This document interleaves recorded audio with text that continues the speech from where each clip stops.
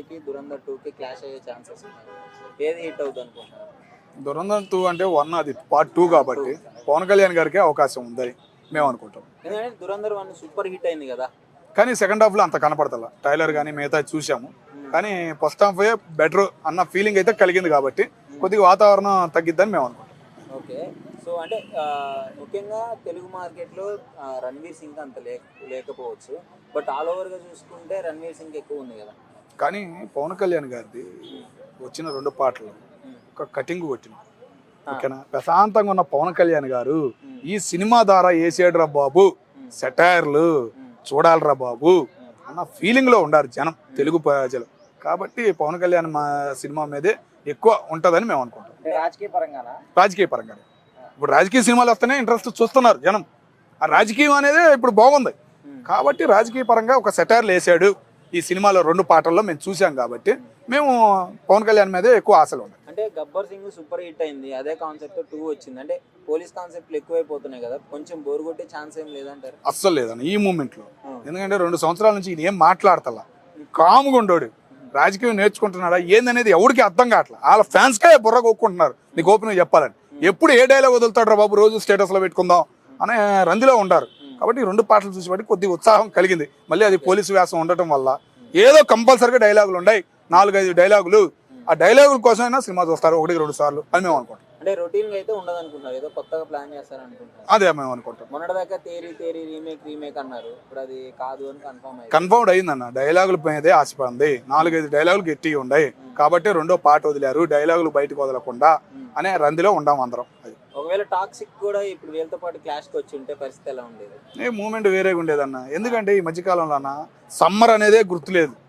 ఇప్పుడు వస్తుంది సమ్మర్ అని వస్తున్నాయి కానీ ఆ టయానికి సెలవులు ఇస్తారని గ్యారంటీ లేదు. ప్రైవేట్ స్కూల్లో అంతా బానిసలు అయిపోయారు. ఆడు ఎప్పుడు సమ్మర్, ఆడికి ఎప్పుడు ఆదివారమో తెలియట్లేదు. కాబట్టి సెలవులు ఎప్పుడు అనేది అర్థం కాక ఫ్యామిలీ పర్సన్కి వెళ్ళాలన్నా కానీ ఇంట్రెస్ట్ అనేది తగ్గిపోయింది. అట్లాగే ఈ ఓటీటీలు పెరిగిపోయినాయి విపరీతంగా. కాబట్టి మూమెంట్ అనేది చెప్పలేదు. సో ఆల్ ఓవర్ గా ఏ మూవీకి ఎక్కువ కలెక్షన్స్ వచ్చే ఛాన్స్ ఉందంటారు? పవన్ కళ్యాణ్ గారి సినిమాకే వచ్చింది అన్న. పవన్ కళ్యాణ్ గారికి ఇక్కడ క్రేజ్ ఉంది. ఓకే, స్టేట్స్ లో అదిరిపోతాయి, బయట కూడా ఎక్కువ వస్తాయన్న. కర్ణాటక తెలియదా, తమిళనాడు తెలియదా, తెలంగాణ తెలియదా, భయంకరంగా పవన్ కళ్యాణ్ నెంబర్ 1 ప్లేస్ లో ఉంటాడని నేను అనుకుంటున్నాను.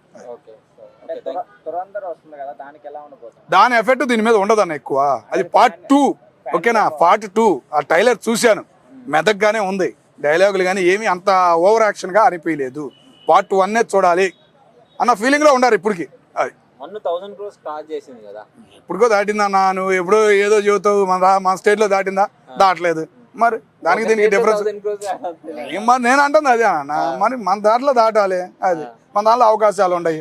ఉప ముఖ్యమంత్రి ఉపయోగించుకుంటాడు. నైట్ షో వదిలేరా? బాలయ్య సినిమాకే నైట్ షో వదలలేదు. మరి మా ఎమ్మెల్యే 3 సార్లు గెలిచాడు. హైదరాబాద్ అంటే అంటాడు బాలయ్య బాబు. ఆయన సినిమానే హైదరాబాద్ లో నైట్ షో వదలలేదు. మాకెంత బాధ వేసిద్ది. కానీ Pawan Kalyan cinema, OG cinema వదిలేరా లేదా? పోలీస్ సెక్యూరిటీ పెట్టుకుని ఏమో జరగలేదు. జరిగితే వేరేగా ఉండేది, ఏం జరగలేదు. ప్రశాంతంగా ఉంది, పోలీసుల సెక్యూరిటీ బాగుంది. మరి అట్లాగే నైట్ కూడా రేపు కూడా వదులుతాడు సినిమా, నైట్ షో హ్యాపీగా ఉండేదని మేము అనుకుంటాం. పవన్ కళ్యాణ్ గారు వైసీపీ మీద డైలాగులు వదలబోతున్నాడు అనే ఫీలింగ్లో చాలామంది ఉన్నారు.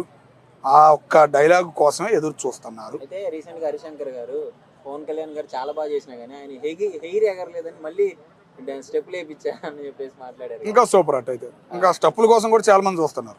ఓకేనా.